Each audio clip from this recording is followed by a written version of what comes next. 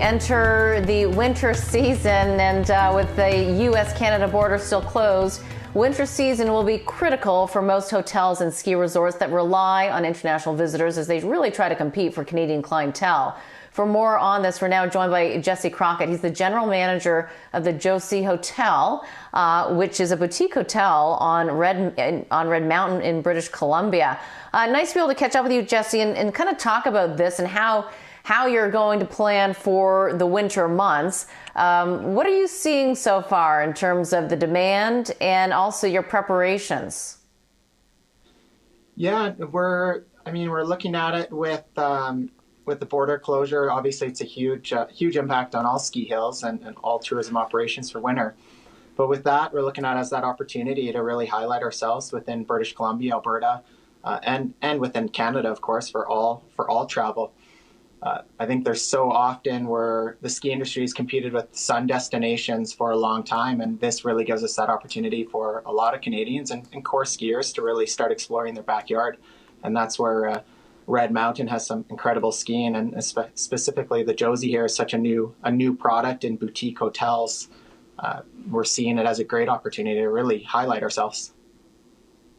And are you seeing a lot of demand and inquiries? It's we're starting to see the pickup now. We're really early season as international. Internationals are booking farther in advance. We're starting to see the bookings flow in through the core season within February and also into spring break in March, which is great.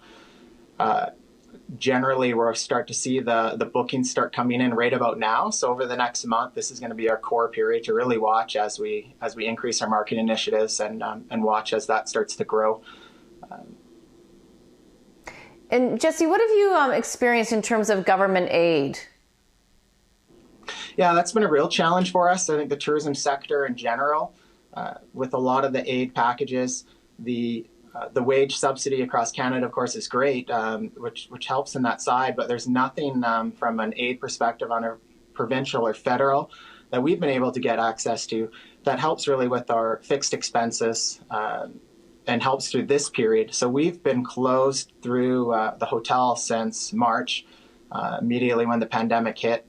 We weren't able to open our rooms, really just from where we're situated in rural tourism in Roslyn and British Columbia. It's a little bit out of the way, and there's not the major highway. So for us, it's been a challenge just keeping there, waiting for winter to come and realizing that there's opportunity there, but we haven't been able to find something that works for us. And even to the point I've asked my colleagues in industry, I'm like, what am I doing wrong? How come I can't get help? And then it's the part that is, comforting, I guess, at some level is it's not just me. It's our industry that's having a challenge right now within these aid packages. Yeah, it certainly seems that way for sure. When you think then about this current season, I mean, what are you doing to market yourself and the opportunity there? And when you talk about it sounds like it's a little bit more difficult to get to your boutique. What are some of the solutions for that? That's probably going to be key and critical in terms of your marketing and attracting people. Yeah, absolutely. Previous to this, Spokane Airport was our nearest airport across the border. So without access to that international airport, it changes a lot. Kelowna is our next closest, just over 3 hours away. So it's really focusing on travel into the Kelowna side and creating partnerships there. And then within that drive market, we're basically, Roslyn sits in the middle between Calgary and Vancouver, both with about a 7-8 hour drive. So it's really committing to someone who's willing to make that rubber tire trip, go a little bit farther, but at the same time, they get a different experience. With Red, we have the most acres per skier, just about 4,000 acres. But really the infrastructure within the community, there's not enough hotel base. There's not enough area to actually overcrowd the resort. So in this day and age, especially with the COVID era, there's not a restriction on lift tickets. There's not a restriction on passes. And people staying in the area are going to be able to ski. And I think that's probably our number one benefit we have coming into this. So that's really interesting. No restriction on tickets or passes, because I'm a huge skier and I still don't know how this is all going to play out in terms of can you even get a ticket? So describe a little bit in terms of why there won't be any restrictions. I mean, obviously it's going to be a numbers perspective, but to get on a chairlift, you obviously have to just be by yourself or with a friend or family. Is that how it works, or How's it working for you? Yeah, and Red Mountains released their safety plan, and from what I've read from it, it'll be limited into your bubble on the chairlift, and then from that point you're spread out. Face coverings across the resort will be required, except for when you're skiing downhill, and for the most part in the ski industry, we're all having face coverings, and we got 2 sticks on our feet, which keep us 6 feet apart in line anyway. So there's a lot of things that I think are pro for the ski industry. And when I think about Red, it's even last year pre-COVID, on a busy day, you're still a lot of times you're skiing onto the lift once you just get through the initial rush. So it's probably the resort has the area of mitigating that first rush of skiers and spreading them out, and they're working on that plan to be able to get skiers to different lifts easier, and new access points, which is going to help spread the people out. And overall, I think we still go back to having large acreage with Red, and then over just around 4,000 acres of skiing, and the ability that there's just not enough people on this hill with the fewest amount of skiers. So it's a positive for us. Yeah. Jesse, just to put this in perspective, large acreage, 4,000 acres, what would that compare to? And I'm also thinking about the incline as well. What do you compare? Who do you compare yourself to in the ski resort area?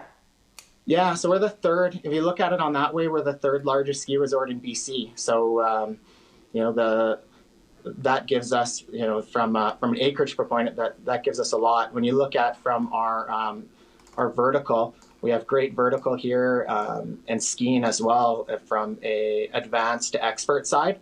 But also last year, Red invested and opened a new lift, which opened up, I believe, around 400 acres of intermediate and beginner skiing. So the resort's been making all the changes they have to make it a family-friendly hill and provide skiing for multiple ages and levels and all that. So for example, I have a family of 6, 4 kids under 10, and all my kids ski. And there's a spot for all of them on this mountain. So it works great. Wow. Well, Jesse, I certainly hope it goes well for you this winter. Maybe we'll get an update as we go through it. No, absolutely. You got to take the positives out of it, and we're looking at everything we can to make this a great year, provide a safe experience for the guest. And I think it's a sport that I'm passionate about and believe that so many other people are, and I think it fits in this day and age that it's a great thing to do with your family and get outside and be healthy. Absolutely. It's a family sport, that is for sure. Jesse, thanks so much. That is Jesse Crockett. He is the general manager of the Josie Hotel in Red Mountain, BC, a boutique hotel there.